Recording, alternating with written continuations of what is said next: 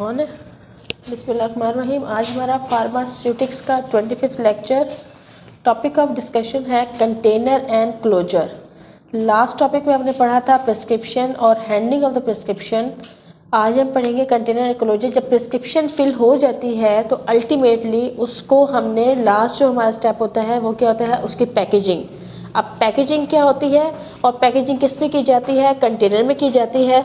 तो सबसे पहले पैकेजिंग है क्या? Packaging is the art and the science in preparing a product for the transport, storage, display and the use. क्या है? ट्रांसपोर्ट। उसमें जो है पैकेजिंग में जब आप एक ड्रग को पैक कर देते हैं तो वो बहुत इजी हो जाता है कि उसको हमने क्या करना है, ट्रांसपोर्ट कहीं करना है, तो वो बड़ा इजी वे हो जाता है ट्रांसपोर्टेशन के लिए। नंबर 2, जो आपने प्रिस्क्रिप्शन फिल कर दी है तो उसे आपने स्टोर करना है, स्टोर फॉर्म में उसको लेके आना है, तो उसे किसी न किसी कंटेनर में आपने स्टोर करना होता है, स्टोरेज।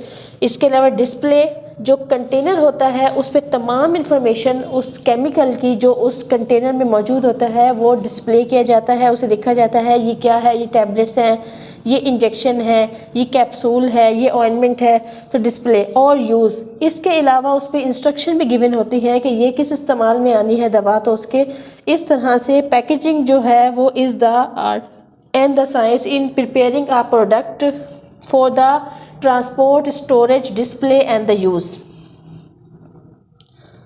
फार्मास्यूटिकल्स हैं suitably packed, so they should retain pharmaceutic. वैसे तो आप जो है ना बड़ा इजी वे होता है कि आपने जो है ना कोई मेडिसिन यूज़ की, जैसे बिफोर द फार्मास्यूटिकल साइंस की इन्वेंशन से पहले जो दवाइयाँ हैं वो जी आपने वो कागज़ लिया और उसमें जो है ना फिल कर दी, कागज़ लिया, टैबलेट्स हैं, टैबलेट बना लिया, कैप्सूल है उसमें पाउडर फिल कर दिया और आपने कागज़ में डाल के पेशेंट को हवाले कर दिया। लेकिन जो फार्मास्यूटिकल्स हैं उसके लिए स्पेशली डिज़ाइन कंटेनर्स इसलिए किए जाते हैं कि ताकि वो अपनी जो थेरेप्यूटिक एफिकेसी है उसे क्या रखें, मेंटेन रखें, ताकि पैकेजिंग के दौरान जो है कोई भी मॉइस्चराइज़र है, इन्वायरमेंटल फैक्टर की वजह से कोई भी मॉइस्चर है या कोई भी माइक्रो ऑर्गेनिज्म है या कोई भी टेम्परेचर अनकंट्रोल वो है इन्वायरमेंट में है, तो वो सारी जो है ना उसकी थेरेप्यूटिक एफिकेसी को अफेक्ट ना करे। इसलिए तमाम फार्मास्यूटिकल्स जो भी प्रोडक्ट होते हैं उनके लिए इंतहाई ज़रूरी है कि उन्हें प्रॉपर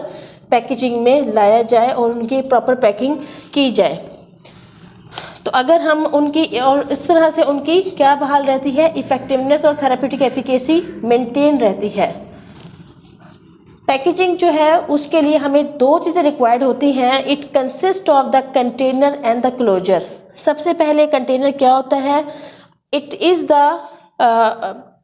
पार्ट ऑफ पैकेजिंग वो पार्ट होता है जिसमें ड्रग जो है वो डायरेक्ट कांटेक्ट में होती है कंटेनर में। कोई कंटेनर है, एक जार है, आप उसकी एग्जांपल लें तो जार है, उसमें हमने पाउडर फिल किया तो पाउडर जो है ना वो डायरेक्ट कांटेक्ट के साथ आता है।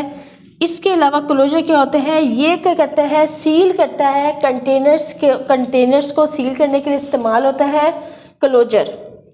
क्लोजर क्या होता है, कंटेनर को सील करने के लिए जो हम कवरिंग यूज़ करते हैं वो क्लोजर कहलाती है। इसको सील करने से आपको ये फ़ायदा होता है कि कोई भी जो एक्चुअल ड्रग कंटेंट है वो बाहर ना आए और जो बाहर के इन्वायरमेंटल फैक्टर्स हैं, माइक्रो ऑर्गेनिज्म है, मॉइस्चर है, ऑक्सीजन है, कार्बन डाइऑक्साइड है, अदर गैसेस है, वो आपके जो फार्मास्यूटिकल एक्टिव ड्रग है उसमें इंटर ना हो, ताकि ना बाहर से इन्वायरमेंट, आउटसाइड इन्वायरमेंट से कोई चीज़ उसके अंदर शामिल हो और ना ही जो उसके अंदर ड्रग फिल है उसकी जो है ना वो अपनी वो लूज़ कर ले या उसके mg या ग्राम्स जो है ना वो कम हो जाए। सपोज करें एक कंटेनर है, उसमें जो है ना आपने दवा फिल की, उसमें 10 डोजेज़ हैं। अगर उसको आपने सही से जो क्लोजर है उसको सील पैक नहीं किया और उससे जो है ना ड्रग सोल्यूशन है वो बाहर आता रहा, तो इसका मतलब ये है कि पेशेंट की डोज क्या हो जाएगी, इनकम्प्लीट हो जाएगी। तो बेहद ज़रूरी है कि क्लोजर जो है ना वो सील्ड हो और उसमें जो इन्वायरमेंटल से जो इम्प्योरिटीज़ हैं, कोई इन्वायरमेंट की कंटामिनेशन है वो भी शामिल ना हो और इस तरह से जो ड्रग है वो भी लॉस ना हो सकता है अंदर से ड्रग जो है ना लीकिंग की वजह से लॉस हो जाए और इस तरह पेशेंट की डोज क्या हो जाएगी, कम हो जाएगी। तो इस तरह से इन तमाम चीज़ों को मद्देनज़र रखते हुए कुछ फैक्टर्स होते हैं when we are going to select the container for packaging. कुछ ना कुछ ये जो है कुछ फैक्टर्स होते हैं जिनको मद्देनज़र रखना बहुत ज़रूरी होता है। अगर कोई भी आप ड्रग पैक करने जा रहे हैं, उसको पैकेजिंग करनी है, तो उसमें कंटेनर्स के लिए और पैकेजिंग के लिए कुछ फैक्टर्स होते हैं, कंटेनर क्लोजर के लिए कुछ फैक्टर्स होते हैं। सबसे पहले nature of the product.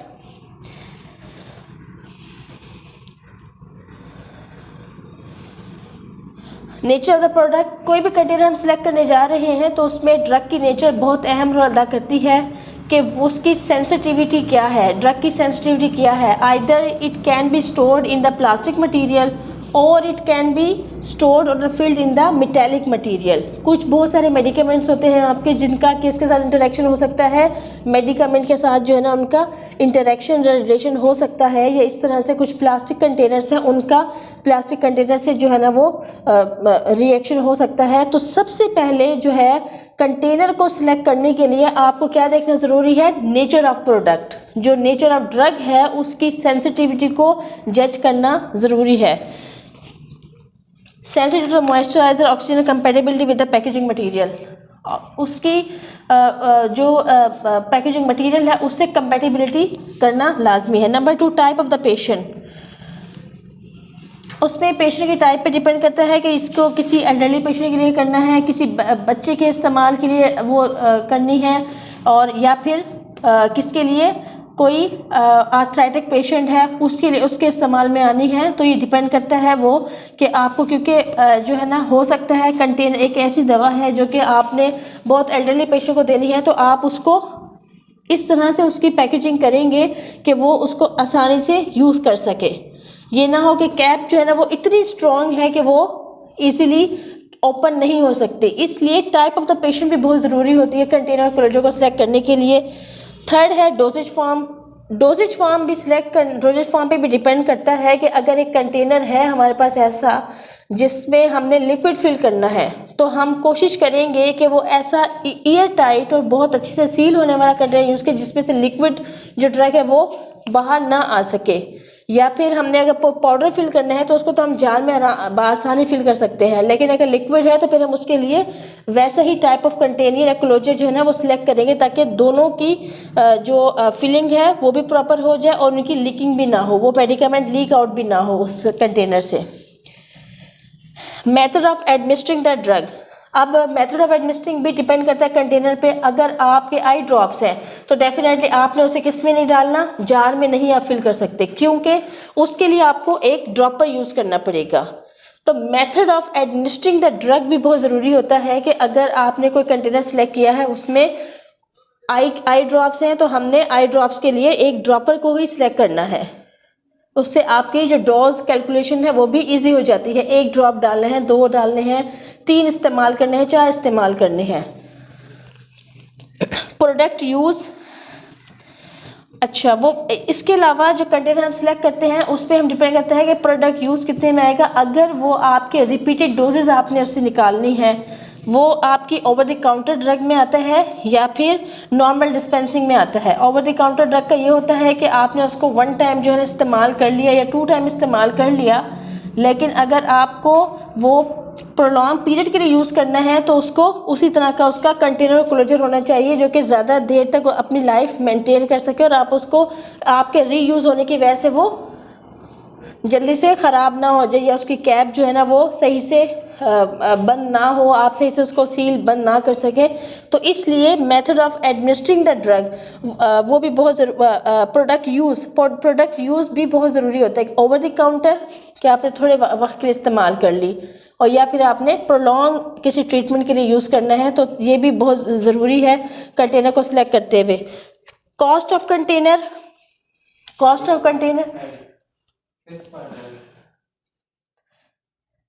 Required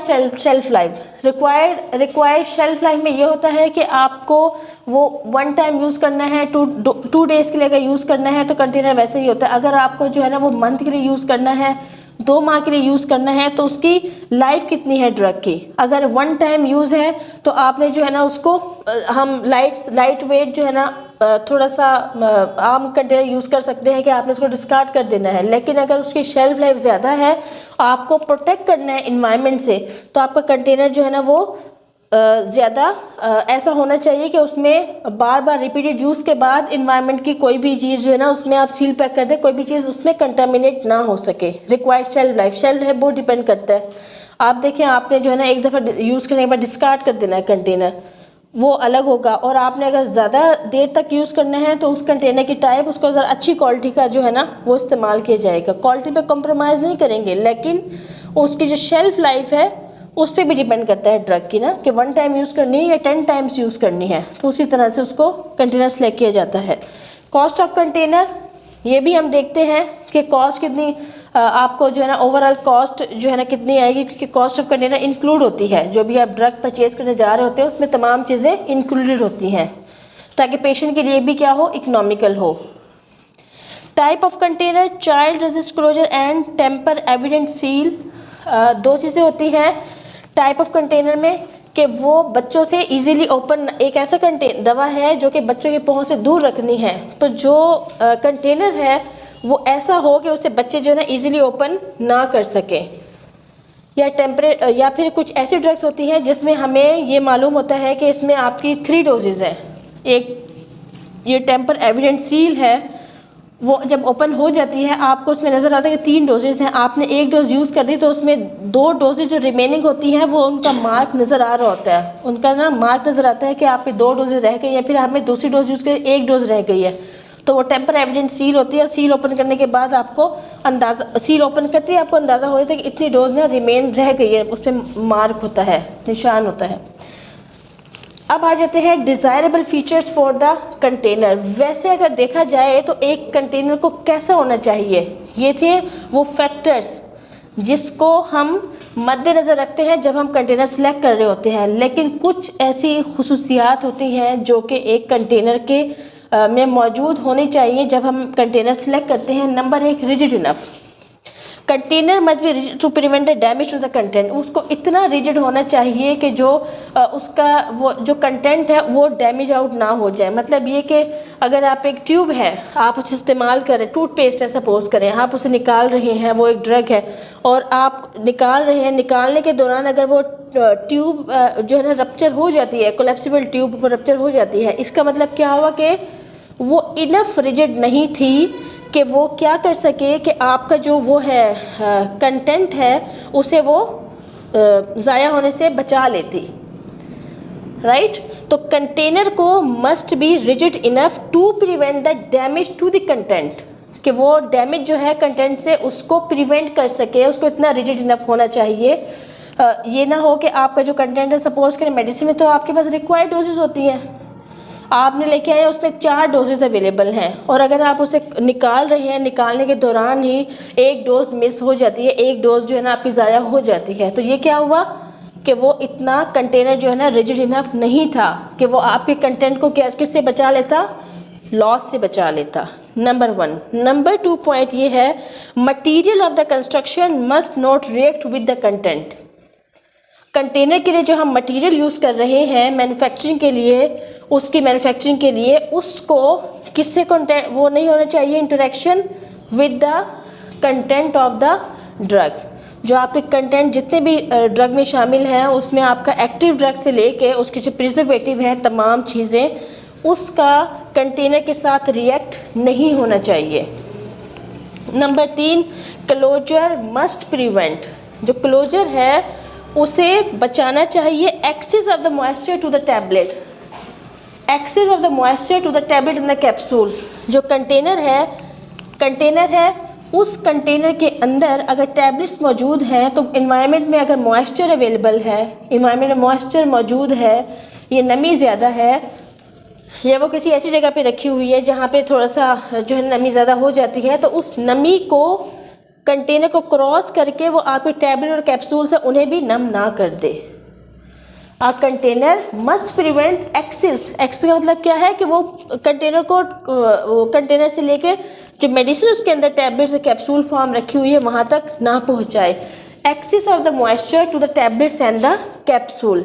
number 2, loss of moisture from the cream ointment. अगर कंटेनर के अंदर आपके पास क्रीम है, ऑइंटमेंट है, पेस्ट है, तो उसमें क्या होता है वो मॉइस्ट करने के लिए, अगर क्रीम है सपोज करें उसमें ऑलरेडी मॉइस्चर अवेलेबल है, तो ऐसा ना हो कि कंटेनर जो है ना एब्जॉर्ब कर ले क्या, moisture from the cream, moisture cream से एब्जॉर्ब करके उसे किस में फॉर्म कन्वर्ट कर दे, लेस मॉइस्ट, और उसकी एप्लीकेशन जो है ना वो उसको पाउडर फॉर्म में बना दे। जैसे हम एक कैप्सूल है उसको पानी हल्का डाल के उसको मिक्स करें तो वो हार्ड किस्म का जो है ना वो पाउडर और वो पानी मिक्स करके बन जाए, वो ऐसा ना बने। वो मॉइस्चर उसने एब्जॉर्ब कर लिया तो आपके पास हार्ड फॉर्म ना क्रीम की बच जाएगी और मॉइस्चर उसमें नहीं होगा तो you can not apply easily, वो इमल्सिफाई फॉर्म नहीं बचेगी। तो इस तरह से loss of moisture from the cream ointment and paste, क्योंकि वो तो क्या सेमी सॉलिड होते हैं। सेमी सॉलिड क्यों होते हैं कि उसमें सॉलिड भी होता है और वाटर भी शामिल होता है। सेमी सॉलिड होते हैं तो उसको वो लॉस होने से बचाए मॉइस्चर का from the cream ointment and the paste. Number 3, unintentional escape of the content. Unintentional, suppose करें आपने एक कंटेनर रखा हुआ था और वो आपसे इस पोजीशन से वो इस पोजीशन में हो गया। अब ये आपकी नीयत ये नहीं थी कि आप उसे गिरा दें, लेकिन अगर वो खुद जो है ना गिर जाता है तो उसको इनफ जो है ना वो स्ट्रांग होना चाहिए कि उससे अनइंटेंशनल लॉस ऑफ कंटेंट ना हो। आपने जानबूझ के नहीं गिराया लेकिन वो गिर गया है तो गिरते ही जो है ना उसे कंटेंट जो है ना वो लॉस नहीं करना चाहिए। उसे इनफ जो है ना प्रेशर वो स्टैंड वो होना चाहिए, उसके अंदर वो प्रेशर बियर हो कि उससे कंटेंट जो है ना आपके लॉस ना हो सके। Closure must be easily removed and replaced. आपने कैप ओपन किया, मेडिसिन आपने निकाली, फिर आपने कैप जो है ना अपनी जगह पे फिक्स कर दिया, उसे क्लोज कर दिया, तो उसे इनफ वो होना चाहिए कि कंटेनर के जो है ना वो हम दोबारा से जब उसको क्लोज करें तो वो कैप जो है ना वो डैमेज ना हो जाए या कंटेनर जो है ना क्लोज करते हुए डैमेज ना हो जाए। क्लोजर को भी और कंटेनर को भी दोबारा से अगर हम रीओपन करें या ड्यूरिंग जो है ना रिप्लेस दोबारा से हम उसे फिक्स करें तो उसे ब्रेक नहीं होना चाहिए, इतना स्ट्रांग होना चाहिए। Must not be difficult to abstract the content और एम्प्टी द कंटेनर कम्प्लीटली। इसके अलावा सपोज करें कि आपने जो है ना किसी उसमें से एक आपके पास जार है छोटा सा, उसमें क्रीम थी या फिर आपके पास ट्यूब है, सपोज करें कोलैप्सिबल ट्यूब से आपने उसमें मेडिकेमेंट अवेलेबल है, आपने जो है ना उसे निकाल रहे हैं, तो वो कंटेनर जो है ना वो ऐसा होना चाहिए कि उससे जो है ना कंटेंट जो एम्प्टी कर रहे हैं हम निकाल रहे हैं, एक तो निकालना मुश्किल ना हो, और नंबर 2 उसको हम जब आखिरी थोड़ी सी दवा रह जाती है हम चाहते हैं कम्प्लीटली एम्प्टी हो जाए, तो वो कम्प्लीटली एम्प्टी करने के लिए डिफ़िकल्ट ना हो, हम उसे आसानी से जो है ना कंप्लीट जो भी कंटेंट है मेडिकेमेंट उसको हम आसानी से एम्प्टी कर सकें। Medicament must not be absorb by the container material और must not diffusion through the wall be possible. वो कहते हैं कि मेडिकेमेंट को कंटेनर में एब्जॉर्ब नहीं होना चाहिए। कंटेनर है, मेडिकेमेंट रखा हुआ है, मेडिकेमेंट जो है ना कंटेनर में एब्जॉर्ब ना हो और ना ही वो डिफ्यूज़ हो उसके अंदर, क्योंकि अगर वो एब्जॉर्ब हो गए, हो सकता है एक ड्रग है उसका मेटल के साथ रिएक्शन है, तो हो सकता है मेटल के साथ जो है ना वो रिएक्ट करके क्या हो जाए, स्कैप आउट हो जाए। कोलैप्सिबल ट्यूब है, ये मेटल की बनी हुई है अगर तो इसमें जो है ना कंटेंट क्या हो जाए, एब्जॉर्ब हो जाए और इससे लीक आउट होना शुरू हो जाए, तो drug should not be absorb into the container. Container के एब्जॉर्ब होगी तो फिर वो क्या करेगी, उससे वो बाहर आना शुरू हो जाएगी कंटेनर से। It must be easily to label the container correctly, और लेबल को जो है ना ऐसा होना चाहिए कंटेनर कि उस पर हम लेबलिंग कर सकें, हिदायत, ड्रग का नेम, ड्रग का यूज़, ड्रग की एक्सपायरी, ड्रग का बैच नंबर, ड्रग का कंटेंट कि कितना है इसके अंदर, तो कंटेनर और वो इजीली रीडेबल भी हो आपसे। फार्मास्यूटिकली एलिगेंट, अपीयरेंस भी उसकी एलिगेंट होनी चाहिए। एलिगेंट अपीयरेंस का मतलब क्या है कि अच्छी उसकी जो है ना अपीयरेंस और लुक जो है ना वो अच्छी होनी चाहिए कि आपको जो है ना वो ये ना लगे कि ये ड्रग जो है ना पता नहीं कितने एक गंदे से कंटेनर में जो है ना फिल कर दी गई और आपका इस्तेमाल का भी दिल ना चाहे। फार्मास्यूटिकली मस्ट बी एलिगेंट, वो उसकी अपीयरेंस भी अच्छी हो दिखने में।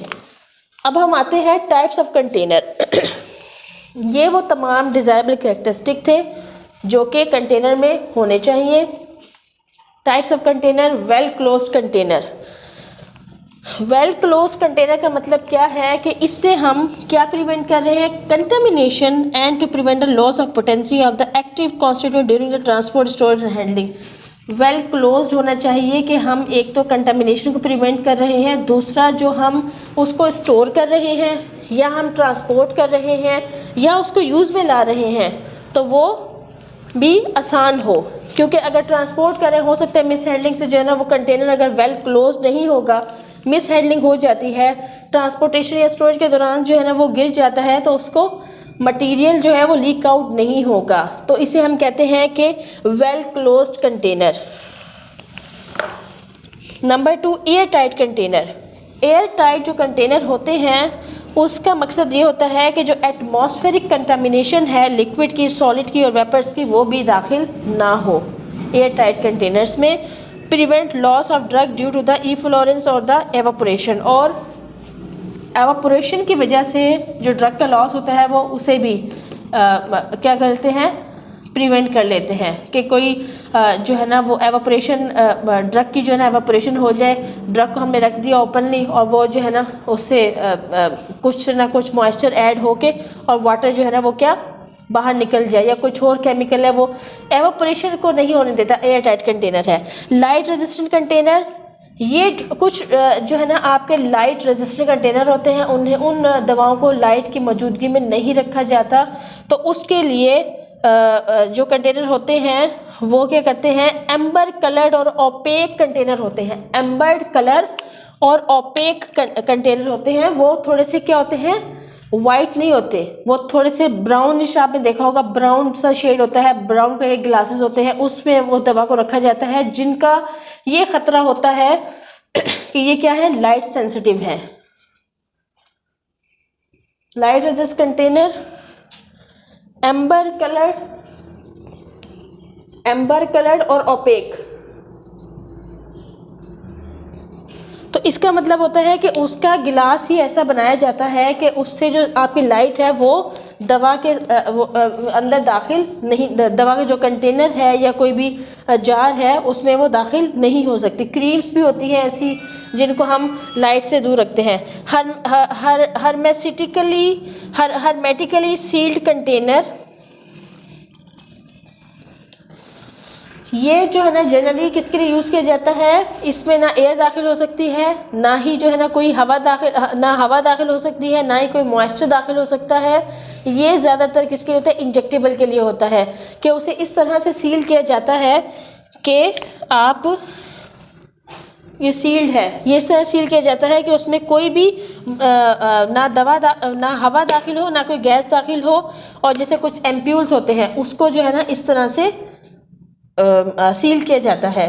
तो आपने एम्प्यूल को यूँ ब्रेक किया फिर फ़ोन से यूज़ में ले आते हैं, उनको हर्मेटिकली जो है ना सील किया जाता है। Single dose container is the example of the ampoule जिसको सील किया जाता है, क्योंकि उसको दोबारा से जो है ना उसकी जो रिमेनिंग डोजेज हैं उन्हें रखा नहीं जा सकता, वो वंस यूज़ में आती हैं, इसलिए उसको आपने सील को ओपन किया, उसी वक्त ऑन द स्पॉट उन्हें इस्तेमाल कर लिया जाता है। मल्टी डोज जो कंटेनर होते हैं आपने देखा होगा, जो मल्टी डोज कंटेनर होते हैं कुछ उनके क्या होता है, कॉर्क लगा होता है, प्लास्टिक कॉर्क लगा होता है प्लास्टिक का, तो उसमें से जो है ना आपने इंजेक्ट किया, उतना अमाउंट ऑफ डोज निकाला, उसके बाद जो है ना उसको आप मल्टी डोज होता है उसको आप रीयूज़ कर सकते हैं। लेकिन अगर आप एम्प्यूल सिंगल डोज है उसको हमने ब्रेक किया तो उसको दोबारा से रीयूज़ नहीं किया जा सकता। एरोजोल कंटेनर, एरोजोल जो कंटेनर होते हैं उनको इतना इनफ स्ट्रांग होना चाहिए कि आप उसमें से एरोजोल्स ले लेते हैं तो बाकी जो है ना वो कोलैप्स होके ब्रेक ना हो जाए। जैसे आप एरोजोल लेने के लिए प्रेस करते हैं कंटेनर को, तो उसे इनफ स्ट्रांग होना चाहिए कि वो प्रेशर बियर करे, और उसके बाद जो है ना मल्टी डोज क्योंकि यूज़ हो रही होती है एरोजोल कंटेनर के, तो एरोजोल कंटेनर जो है ना मस्ट बी इनफ स्ट्रांग और विद स्टैंड द प्रेशर कि वो ब्रेक ना हो जाए उसको प्रेस करने के साथ साथ। टेम्पर एविडेंट कंटेनर, इसमें जो है इरिवर्सिबली जो है ना इंडिकेटर होता है, वो इंडिकेटर आपको शो करता है कि कितनी डोज जो है निकाल ली गई है, वो आप जब उसको ओपन करते हैं तो वो शो हो रहा होता है, तो ये टेम्पर एविडेंट कंटेनर होता है। अगर अब हम बात करें शेप्स की, ये हो गए कंटेनर के लिए कौन से डिजाइनेबल फीचर्स हैं, टाइप्स ऑफ कंटेनर हो गए। अब इसकी शेप की बात करते हैं। गिलास, पॉलीथाइलीन बॉटल्स। गिलास जो कंटेनर होते हैं नैरो माउथ होते हैं और वाइड माउथ होते हैं। जो नैरो माउथ होते हैं उसमें आपके अक्सर जो है ना वो कौन से लिक्विड फॉर्म जो है वो फिल की जाती है। जो नैरो माउथ गिलास कंटेनर या पॉलीथाइलीन की जो बॉटल्स होती हैं, जो आपने देखा सिरप की जो बॉटल्स है, कभी प्लास्टिक की बॉटल्स भी होती हैं, गिलास बॉटल्स भी होती हैं, लेकिन जो नैरो माउथ होती है उसका मतलब ये होता है कि आप उससे जो डिजायर्ड डोज है वो एक्सट्रैक्ट कर सकते हैं ना उससे।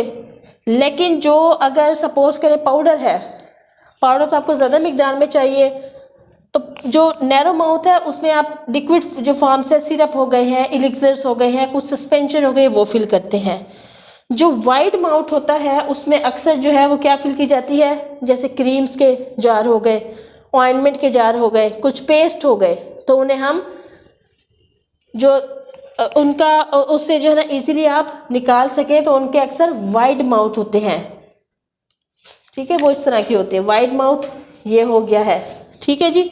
नैरो माउथ ये बॉटल्स है, ये नैरो माउथ हो गई और ये वाइड माउथ हो गई है। ठीक है जी। इसमें आपकी जो होती है वो कौन सी होती है, ज़्यादातर पाउडर्स हो गए हैं, आपके सेमी सॉलिड प्रिपरेशंस हो गई हैं, जैसे ऑइंटमेंट्स हो गई हैं, या पेस्ट हो गया है, या क्रीम्स हो गई हैं, या समटाइम पाउडर भी होते हैं। Bulk powder and granules for the internal use and dusting powders are dispense in the air tight wide mouthed glass containers. जो डस्टिंग पाउडर्स होते हैं, जैसे कीड़े मार दवाइयाँ होती हैं, डस्टिंग सफाई करने के लिए जो पाउडर्स एंटीसेप्टिक पाउडर्स होते हैं, वो ज़्यादातर इतने बड़े जार में वाइड माउथेड जो गिलास जार्स होते हैं या प्लास्टिक कंटेनर्स होते हैं उसमें फिल किए जाते हैं। सेकेंड है ड्रॉपर एंड बॉटल्स।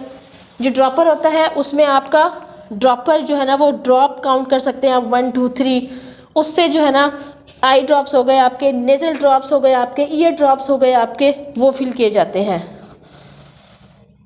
और ये एम्बर ग्लास में भी होते हैं या फिर प्लास्टिक उसमें भी होते हैं, कंटेनर्स में भी होते हैं। कोलेप्सिबल ट्यूब्स हो गई हैं, जैसे आपकी टूथपेस्ट है, इस तरह से आपकी कुछ क्रीम्स हैं, पेन किलर हैं, जैसे डिक्लोफेनिक जेल है आपकी, वो कोलेप्सिबल ट्यूब्स में फिल की जाती है। एम्प्यूल्स सिंगल डोज के लिए जो यूज़ होता है वो एम्प्यूल्स कहलाता है, जो सिंगल डोज, जैसे डिक्लोफेनिक सोडियम का इंजेक्शन है, विटामिन डी का इंजेक्शन है, एम्प्यूल फॉर्म में वो आता है।